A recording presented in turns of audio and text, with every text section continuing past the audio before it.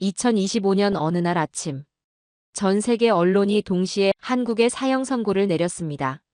한국은 끝났다. 하지만 바로 그 순간, MIT 최고의 석학이 충격적인 진실을 발견했습니다. 한국이 멈추면 세계가 멈춘다는 것을. 지금 이 순간에도 전 세계 70개국이 한국 원전을 기다리고 있습니다. 유럽 전체가 한국 무기 없이는 전쟁을 할 수 없습니다. 인공지능부터 은행 시스템까지 모든 것이 한국 반도체 위에서 돌아갑니다. 세계가 조롱했던 바로 그 나라가 실제로는 현대 문명의 심장이었던 것입니다. 과연 어떻게 이런 기적이 가능했을까요? 세계를 뒤흔든 충격적인 진실. 지금부터 그 놀라운 이야기를 시작합니다. 봄의 냉기가 아직 가시지 않은 매사추세츠 공과대학교 강당에 저녁 어스름이 내려앉고 있었습니다. 창밖으로 보이는 캠퍼스의 고풍스러운 건물들 사이로 학생들이 바쁘게 오가는 모습이 보였죠. 해외 언론들이 모인 회의장에서 저는 다시 한번 보고서를 넘겨보며 깊은 한숨을 내쉬었습니다. 저는 MIT 국제경제학 교수 조너선 밀러입니다. 20년간 동아시아 경제를 연구해온 제게 오늘의 주제는 특별한 의미가 있었습니다. 일본 니혼게이자의 신문의 일면 헤드라인이 눈에 들어왔습니다. 굵은 글씨로 한국 고령화와 출산 붕괴로 국가 지속 불가라고 적혀 있었죠. 중국 CCTV의 앵커 리우 웨이가 생방송에서 당당하게 한 말도 여전히 귓가에 맴돌았습니다. 스스로 붕괴하는 나라, 한국은 더 이상 위협이 아닙니다. 이제 중국이 아시아 경제를 주도할 차례입니다. 중국 앵커는 이렇게 말했죠. 영국 이코노미스트의 분석 기사는 더 가혹했죠. 한국은 이제 실험국이다. 저출산과 고령화라는 절망의 정글에 갇힌 나라. 다른 선진국들에겐 타산지석이 될 것이다. 이 문장들은 전 세계 미디어를 통해 빠르게 퍼져나갔고 전문가들은 이구동성으로 한국의 붕괴를 예측했습니다. 대한민국은 빠르게 망해가는 나라라는 프레임이 굳어지고 있었습니다. 일본 니혼게이자이의 사카모토 유키 편집부장은 특별 칼럼에서 한국의 몰락은 시간 문제라고 단언했고 미국의 여러 경제 분석가들도 이에 동조했죠. 사람들은 한국을 마치 눈앞의 재앙을 지켜보듯 분석하고 있었습니다. 저는 책상 위에 놓인 보고서를 집어들고 한참을 바라보다가 과감하게 그 보고서를 반으로 찢어버렸죠. 회의실에 있던 모든 사람들의 시선이 일제히 저에게 집중됐습니다.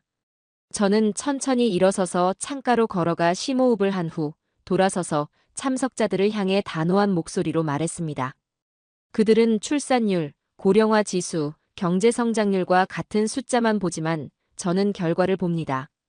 한국이 무엇을 이루어냈는지, 지금 세계에서 어떤 위치에 있는지를 말입니다. 저는 잠시 말을 멈추고 청중들의 반응을 살폈죠. 한국은 단순한 국가가 아닙니다. 지금 이 순간에도 한국은 글로벌 시스템의 중심에서 작동하고 있죠. 여러분이 사용하는 스마트폰, 자동차, 심지어 지금 이 프레젠테이션 화면에 이르기까지 모두 한국의 기술이 없으면 작동하지 않습니다. 제 목소리에는 확신이 담겨 있었습니다. 출산율만으로 국가의 미래를 예측하는 것은 마치 나무만 보고 숲을 못 보는 것과 같습니다. 저는 오늘 여러분에게 진짜 한국의 이야기를 들려드리겠습니다. 저는 프로젝터 리모컨을 집어들었죠. 화면이 바뀌며 한국이 멈추면 세계가 멈춘다라는 제목이 나타났습니다. 회의실은 순간 조용해졌고 리우 웨이와 사카모토 유키의 얼굴에는 의아한 표정이 스쳐 지나갔죠. 그들은 이제 제가 하려는 세계가 몰랐던 한국에 대한 진실을 듣게 될 것입니다. 프레젠테이션 화면에 흑백 사진 한 장이 떠올랐습니다. 1959년 서울 한복판에 세워진 작은 원자로 앞에서 한국과 미국 관계자들이 악수하는 장면이었습니다. 저는 청중들을 향해 고개를 들었고 회의실 안에 긴장감이 느껴졌죠. 리우 웨이와 사카모토 유키는 여전히 의아한 표정으로 저를 주시하고 있었습니다. 1959년 한국은 미국의 도움으로 첫 연구용 원자로를 도입했습니다. 당시 한국은 세계에서 가장 가난한 나라 중 하나였죠. 원자로 하나를 운영할 전기조차 부족했습니다. 저는 다음 슬라이드로 넘어갔고 체코 대통령이 한국 원전 관계자들과 악수하는 최근 사진이 나타났습니다. 2023년 체코는 자국의 두코바니 원전 건설을 위해 프랑스와 미국 대신 한국을 선택했습니다. 무려 8조 원이 넘는 초대형 프로젝트였죠. 저는 화면 위 숫자들을 가리키며 설명했습니다. 체코 대통령은 이렇게 말했죠. 우리는 기술이 아니라 신뢰를 수입한다. 완공 기한과 비용을 정확히 지키는 유일한 나라가 한국이었기 때문입니다. 회의실의 분위기가 조금씩 바뀌고 있었고 참석자들의 표정에서 호기심이 느껴졌죠. 저는 계속해서 슬라이드를 넘겼고 프랑스 원전의 건설 지연 그래프, 미국 원전의 예산 초과 도표가 나타났습니다. 프랑스의 플라망빌 원전은 완공까지 16년이 넘게 걸렸고 비용은 당초 계획의 4배로 늘었습니다. 미국 보글 원전도 비슷한 상황이었죠. 반면 한국의 바라카 원전은 예정된 시간과 예산 내에 완벽하게 건설되었습니다. 저는 잠시 말을 멈추고 청중들의 반응을 살폈습니다. 사카모토 유키가 손을 들었습니다. 하지만 그건 단순한 우연이 아닐까요? 한두 개 사례로 한국의 기술력을 증명할 수는 없습니다. 사카모토 유키가 의문을 제기했습니다. 저는 미소를 지으며 다음 슬라이드로 넘어갔습니다. 폴란드, 사우디아라비아, 체코, 루마니아, 이집트가 모두 한국 원전을 선택했다는 뉴스 기사들이 화면에 가득 찼습니다. 단순한 우연이라기엔 너무 많은 국가들이 같은 선택을 하고 있고 유럽과 중동 전역에서 한국 원전을 기다리고 있죠. 저는 자신감 있게 대답했습니다. 리우 웨이가 불편한 표정으로 자리에서 몸을 앞으로 기울였습니다. 그렇다고 해도 원자력은 구시대의 기술입니다. 중국은 이미 신재생 에너지로 전환하고 있어요. 리우 웨이가 반박했습니다. 맞습니다. 하지만 현실을 직시해야 합니다. 태양광과 풍력만으로는 세계 에너지 수요를 감당할 수 없죠. 탄소 중립을 위해선 원자력이 필수적이고 그 원자력 시장에서 이제 한국이 주도권을 쥐고 있습니다. 저는 단호하게 말했습니다. 회의장 뒤편에서 조용히 듣고 있던 한국 외교부 김민재 국장이 입을 열었습니다. 우리는 말로는 하지 않아요. 그저 완벽하게 할 뿐입니다. 60년 전 미국에서 기술을 빌려온 나라가 이제는 그 기술을 완성시켜 세계로 수출하고 있습니다. 김민재 국장이 차분하게 말했습니다. 저는 고개를 끄덕이며 마지막 슬라이드를 보여주었고 유럽 대륙 전체가 한국 원전 기술로 채워지는 애니메이션이 나타났습니다. 60년 전 한국은 자국의 전기를 생산하기 위해 원자로 하나를 빌려와야 했습니다. 하지만 이제 한국은 유럽 전체의 에너지 안보를 책임지고 있습니다. 저는 결론을 내렸고 사카모토 유키와 리우 웨이는 더 이상 반박하지 않았습니다. 그들의 표정에서 놀라움과 함께 무언가를 새롭게 깨달은 듯한 빛이 보였죠. 저는 다음 슬라이드로 넘어갔고 화면에는 폴란드 군사기지에 줄지어 서 있는 검은색 전차들의 모습이 나타났습니다. 전차 옆면에는 선명한 태극 문양이 그려져 있었죠. 청중들의 시선이 일제히 화면으로 모였고 자리에서 몸을 일으킨 리우 웨이는 의아한 표정으로 화면을 응시했습니다. 2022년 러시아가 우크라이나를 침공했을 때 무슨 일이 일어났는지 아십니까? 저는 질문을 던졌습니다. 유럽 국가들이 가장 먼저 찾은 것은 한국 무기였습니다. 바로 EK2 전차와 K9 자주포, 그리고 FA50 경공격기였죠. 저는 슬라이드를 넘기며 각 무기 체계의 이미지를 보여주었습니다. 폴란드는 한국과 20조 원 규모의 방산 계약을 체결했습니다. 역사상 최대 규모의 방산 수출 계약이었죠. 왜 한국 무기였을까요? 저는 잠시 말을 멈추었고 청중들의 표정에서 호기심이 느껴졌습니다. 프랑스의 르클레르 전차는 우수한 성능을 자랑하지만 생산 속도가 너무 느렸습니다. 미국의 M1 에이브럼스는 강력했지만 가격이 너무 비쌌죠. 반면 한국의 K2 전차는 성능, 가격, 생산 속도 모든 면에서 균형을 이루고 있었습니다. 저는 각 무기 체계의 비교 데이터를 화면에 띄웠습니다. 리우 웨이가 자리에서 일어나 질문했습니다. 그렇다면 중국 무기는 어떻습니까? 우리도 경쟁력 있는 가격으로 많은 국가에 수출하고 있습니다. 저는 고개를 끄덕이며 대답했습니다. 물론 중국도 상당한 방산 수출국지만 나토 국가들과 서방 동맹국들은 기술 보안과 상호 운용성 문제로 중국 무기를 선택하지 않고 있습니다. 그리고 바로 그 시장에서 한국 무기가 급부상하고 있죠. 저는 방산 수출 증가 그래프를 보여주었습니다.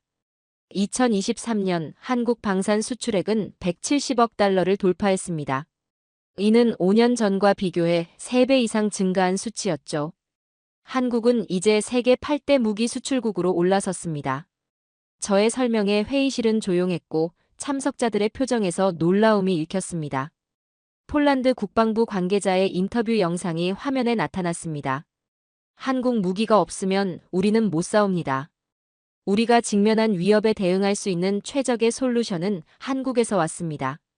폴란드 국방부 관계자가 단호하게 말했습니다. 저는 잠시 침묵한 후 사카모토 유키를 바라보았고 그의 표정은 복잡했죠. 일본은 오랫동안 방위 산업에서 헌법적 제약으로 인해 제한적인 역할만 해왔습니다. 사카모토 유키는 고개를 들어 저와 눈을 마주쳤습니다. 씁쓸하게 들리겠지만 언젠가부터 전쟁터에서 한국어가 들리기 시작했습니다. 우크라이나 전선에서 폴란드 기지까지 K9 자주포의 포성과 함께 한국어 매뉴얼과 정비 지침이 오가고 있습니다. 이제 나토의 최전선은 한국 무기로 방어되고 있습니다. 저는 차분하게 말했습니다. 리우 웨이와 사카모토 유키는 서로를 바라보았습니다. 그들의 표정에서 놀라움과 함께 새로운 현실을 받아들이는 과정이 읽혔죠. 한국은 더 이상 그들이 알던 나라가 아니었습니다. 기술을 따라잡기 바쁘던 나라가 어느새 세계 안보의 중심으로 떠오르고 있었습니다. 미국과 일본도 아닌 한국 무기가 유럽 전장의 주력이 되었습니다. 이것이 바로 제가 말하는 시스템의 중심입니다. 저는 회의실의 조명을 조금 더 어둡게 조절했고 다음 슬라이드로 넘어가자 화면에는 작은 검은색 칩 하나가 확대되어 나타났습니다. 그 위에 새겨진 삼성이라는 로고가 선명했죠. 자리에 앉아있던 참석자들이 저마다 자신의 스마트폰을 꺼내 바라보는 모습이 보였습니다. 여러분이 지금 손에 들고 있는 스마트폰부터 자동차, 인공지능 서버, 심지어 은행 시스템까지 모두 이 작은 칩 위에서 작동합니다. 저는 차분하게 말을 이어갔습니다. 그리고 이 칩들의 상당수는 삼성과 SK 하이닉스가 만들고 있죠. 화면이 전환되며 세계 메모리 반도체 점유율 그래프가 나타났습니다. 삼성전자 45%, SK하이닉스 25%로 두 한국 기업이 전 세계 메모리 시장의 70%를 차지하고 있었죠. 회의실에서 작은 탄성이 흘러나왔고 사카모토 유키의 표정이 굳어졌습니다. 2019년 일본이 한국에 대한 반도체 소재 수출 규제를 단행했을 때 무슨 일이 일어났는지 기억하십니까? 저는 질문을 던졌습니다. 세계 주요 IT 기업들의 주가가 일제히 하락했습니다. 애플, 마이크로소프트, 인텔까지 모두 타격을 입었죠. 왜 그랬을까요? 저는 잠시 말을 멈추고 청중들을 바라보았습니다. 글로벌 시장은 본능적으로 알고 있었습니다. 한국의 반도체 생산이 흔들리면 글로벌 데이터 흐름이 멈춘다는 사실을 말이죠. 사카모토 유키는 불편한 기색이 역력했지만 반박하지 않았습니다. 그는 일본의 수출 규제가 결과적으로 한국의 소재 국산화를 촉진시켰다는 사실을 잘 알고 있었을 테니까요. MIT에서 발간한 보고서에는 이렇게 적혀 있습니다. 한국은 단순한 반도체 생산국이 아니라 세계의 심장이다. 한국의 생산 라인이 단 일주일만 멈춰도 전 세계 전자기기 공급망이 붕괴할 것이다. 저는 보고서의 문장을 천천히 읽어내려갔습니다. 리우 웨이가 자리에서 일어났습니다. 하지만 중국도 빠르게 반도체 기술을 발전시키고 있습니다. 머지않아 한국의 독점은 깨질 것입니다. 리우 웨이가 자신감 있게 말했습니다. 저는 고개를 끄덕이며 대답했습니다. 물론 중국의 발전 속도는 놀랍지만 최첨단 반도체 기술에는 수십 년의 경험과 노하우가 필요합니다. 삼성은 4나노미터 칩을 생산하고 있고 3나노미터로 나아가고 있습니다. 이 기술 격차는 단기간에 좁혀지기 어렵죠. 저는 각 국가별 반도체 기술 수준을 보여주는 표를 화면에 띄웠습니다. 2024년 현재 삼성은 디램 시장에서 45%의 점유율을 보유하고 있습니다. SK하이닉스와 함께 메모리 시장의 70% 이상을 장악하고 있죠. 이는 단순한 시장 점유율이 아닙니다. 저는 목소리에 힘을 주었습니다. 이것은 세계 디지털 인프라의 중추가 한국에 있다는 의미입니다. 사카모토 유키가 침묵을 깨고 말했습니다. 그렇다면 일본 정부의 수출 규제는 역효과였다는 말씀이군요. 우리는 한국의 의존도를 줄이려 했지만 오히려 한국의 기술 자립을 촉진시켰던 셈이죠. 사카모토 유키가 쓴웃음을 지었습니다. 저는 고개를 끄덕였습니다. 정확합니다. 위기는 한국에게 항상 기회였습니다. 수출 규제 이후 한국은 핵심 소재의 국산화를 이루어냈고 오히려 반도체 생태계를 더욱 강화했죠. 저는 마지막 슬라이드로 넘어갔습니다. 한국이 멈추면 세계도 멈춥니다. 이것이 바로 제가 말하는 시스템의 핵심입니다. 저는 결론을 내렸습니다. 세계가 모르는 사이 한국은 이미 글로벌 시스템의 근간이 되어 있다는 사실을 말입니다. 저는 잠시 발표를 멈추고 회의실 창밖을 바라보았고 봄비가 창문을 타고 흘러내리고 있었습니다. 마치 한국의 역사를 닮은 듯한 모습이었죠. 청중들의 표정이 처음과는 확연히 달라져 있었습니다. 이제는 냉소적인 시선 대신 진지한 관심으로 가득 찬 눈빛들이 저를 향하고 있었습니다. 지금까지 한국의 원전, 방산, 반도체에 대해 살펴봤습니다. 그런데 이런 성공 이면에는 하나의 공통점이 있습니다. 저는 회의실 중앙으로 걸어나가며 말했습니다. 한국은 항상 위기에서 시작했다는 점입니다. IMF 외환위기, 글로벌 금융위기, 일본의 수출 규제, 코로나 팬데믹까지 말이죠. 저는 손가락을 하나씩 꼽으며 각 위기를 언급했습니다. 세계가 한국은 이제 망했다고 말할 때마다 한국은 마치 기적처럼 반격했습니다. 왜 그랬을까요? 저는 청중들을 바라보았습니다. 리우 웨이와 사카모토 유키는 더 이상 초반의 냉소적인 태도를 보이지 않았고 그들의 표정에서는 오히려 진지한 관심이 느껴졌죠. 저는 회의실 벽면에 걸린 세계 지도 앞으로 걸어갔습니다. 1997년 한국은 IMF 구제금융을 신청할 수밖에 없었습니다. 많은 전문가들은 한국 경제가 회복 불능 상태라고 진단했죠. 하지만 불과 몇 년 만에 한국은 모든 부채를 상환하고 다시 성장 궤도에 올랐습니다. 2008년 글로벌 금융위기 때도 마찬가지였습니다. 세계 경제가 휘청거릴 때 한국은 상대적으로 안정적인 성장을 유지했죠. 그리고 2019년 일본의 소재 수출 규제에 직면했을 때는 어떻게 대응했습니까? 저는 질문을 던졌습니다. 국산화입니다. 우리는 필수 소재와 장비의 국산화를 추진했고 결과적으로 더 강한 공급망을 구축했습니다. 회의실 뒤편에 앉아있던 김민재 국장이 조용히 대답했죠. 저는 고개를 끄덕이며 회의실 중앙 테이블 위에 놓인 여러 신문 기사들을 가리켰습니다. 코로나19 팬데믹 상황에서 한국의 대응을 다룬 기사들이었습니다. 코로나19 팬데믹은 전 세계 공급망을 붕괴시켰지만 한국은 재빠르게 진단키트를 개발하고 수출했죠. 위기 속에서 기회를 찾는 능력은 한국의 DNA에 내재되어 있는 것 같습니다. 사카모토 유키가 손을 들고 질문했습니다. 그렇다면 이런 위기 대응 능력의 원천은 무엇이라고 생각하십니까? 단순한 우연일까요? 아니면 시스템적인 요소가 있을까요? 사카모토 유키의 목소리에는 더 이상 조롱의 기색이 없었습니다. 저는 세 가지 요소가 있다고 봅니다. 저는 손가락을 하나씩 들며 천천히 대답했습니다. 첫째, 한국인들의 위기의식입니다. 항상 최악의 상황에 대비하는 문화가 있죠. 둘째, 빠른 의사결정 시스템입니다. 정부와 기업이 신속하게 대응 전략을 세우고 실행합니다. 마지막으로 교육을 통한 인적 자원의 우수성입니다. 반도체 수요가 불안정해지자 한국 기업들은 오히려 기술 업그레이드에 투자했습니다. 코로나로 인한 공급망 혼란이 오자 방산과 원전 수출로 전환했죠. 늘 위기에서 기회를 찾아내는 민족성이 있습니다. 저는 확신에 찬 목소리로 말했습니다. 회의실은 잠시 침묵에 잠겼습니다. 참석자들은 각자의 생각에 빠져 있는 듯 했죠.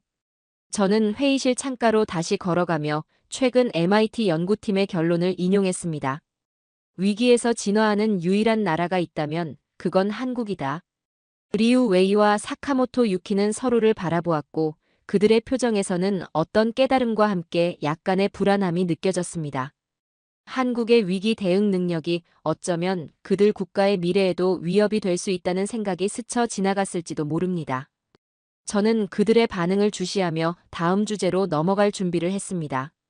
이제 우리는 더 놀라운 현상을 살펴볼 차례입니다. 바로 세계가 한국을 배우기 시작했다는 사실이죠. 회의실 안의 긴장감은 이제 호기심과 집중으로 바뀌어 있었습니다. 저는 책상에서 태블릿을 집어들고 나토 기사를 보여주었습니다. 이제 더 놀라운 현상이 일어나고 있습니다. 세계가 한국형 모델을 도입하기 시작했다는 점입니다. 저는 차분하게 말했습니다. 나토가 한국식 무기 구매 프로세스를 복제하고 있습니다.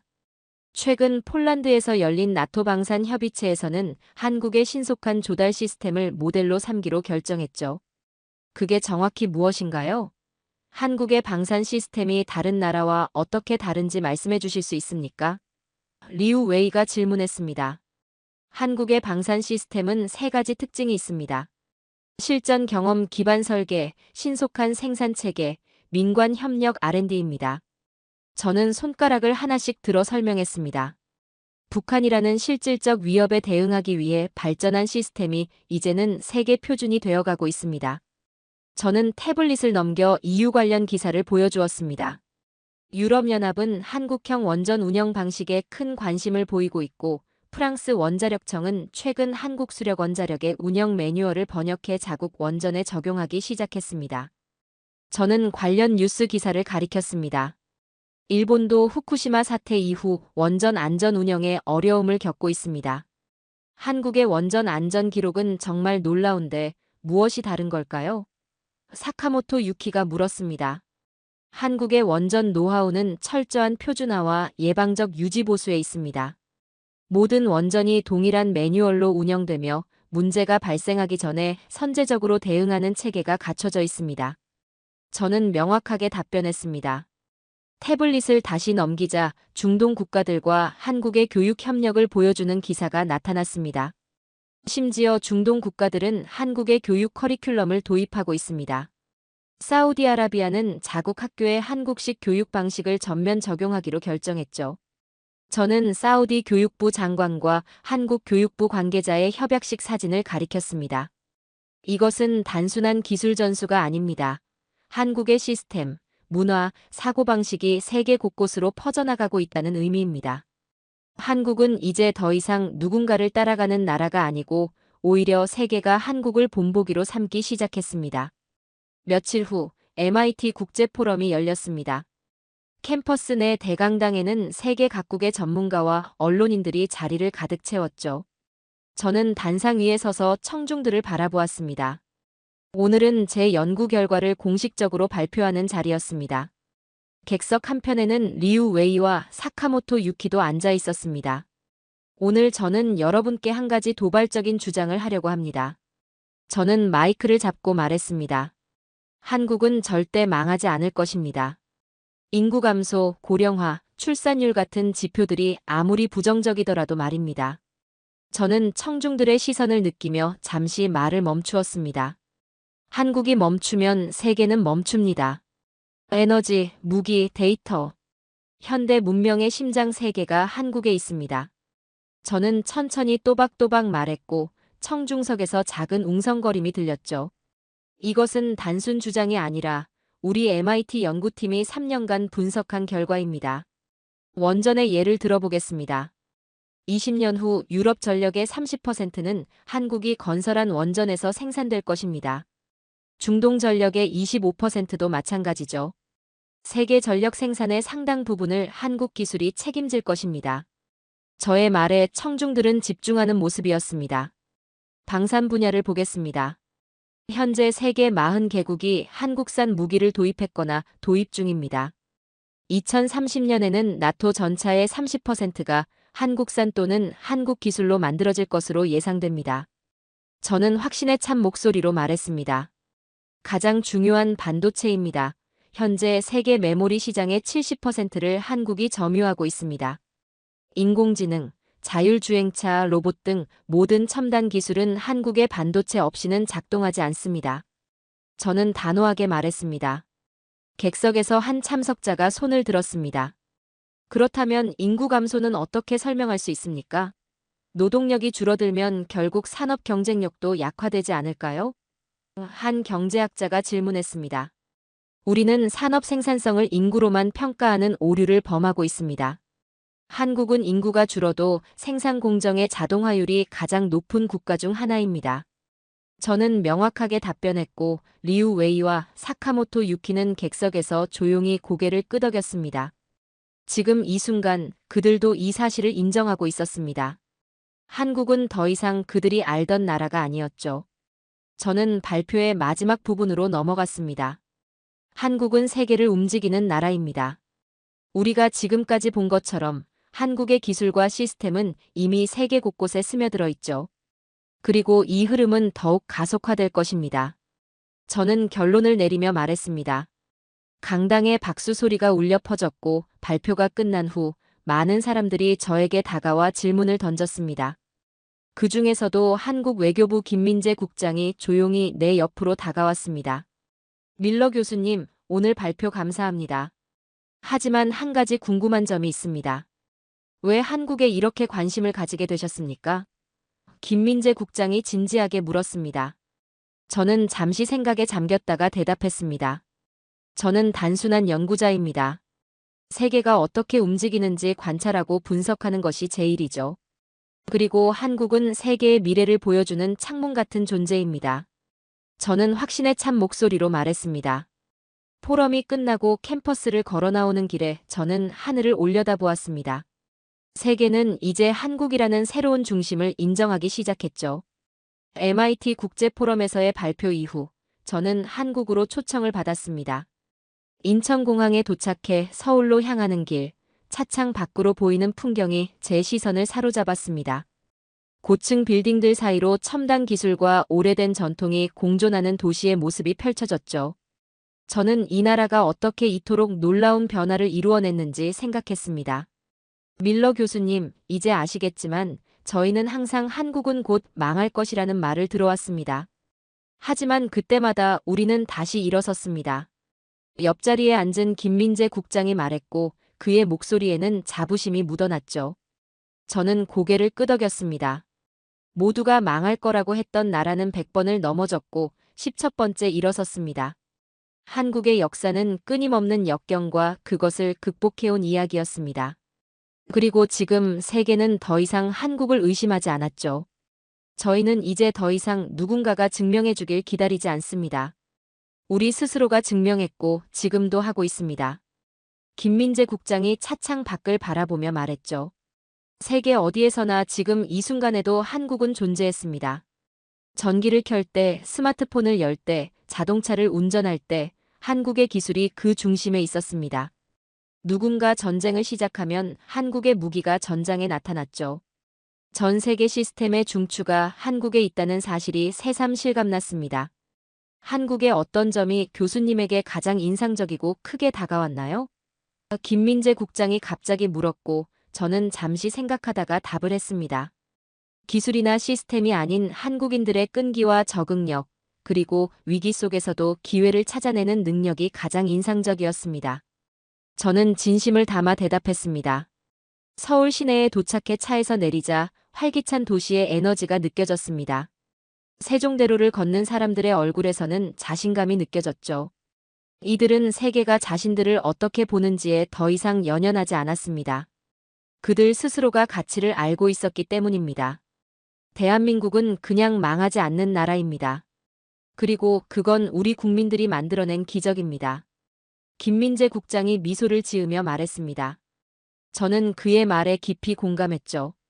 한국의 진정한 힘은 기술이나 인프라가 아니라 그것을 만들어낸 사람들에게 있었습니다. 어떤 어려움 속에서도 포기하지 않는 정신, 늘 앞을 내다보는 통찰력, 그리고 세계를 움직이는 에너지가 바로 한국인들 안에 있었죠. 그날 저녁 서울 도심의 한 빌딩 옥상에서 도시의 야경을 바라보며 저는 마지막 연구 보고서를 작성했습니다. 위기에 강한 나라, 한국의 시스템 분석이라는 제목 아래 저는 이렇게 적었습니다. 한국은 세계의 중심이 되었고 이제 세계는 한국을 배우고 있다.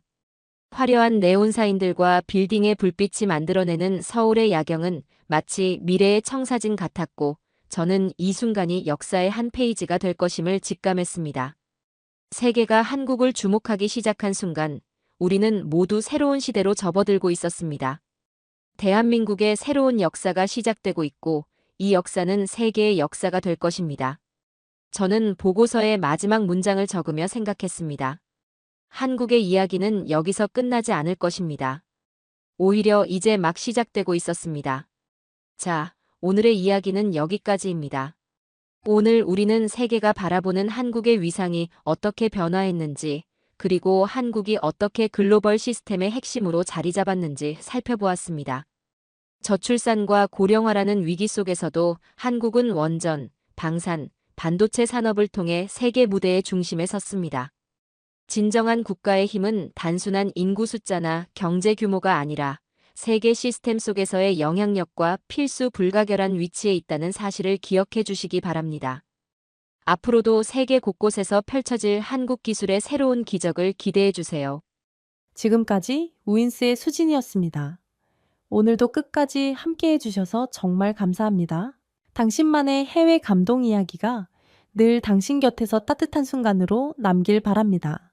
다음에도 따뜻한 이야기로 다시 찾아올게요. 수진이랑 우인스 다음에도 함께해요. 오늘도 행복한 하루 되세요. 사랑합니다.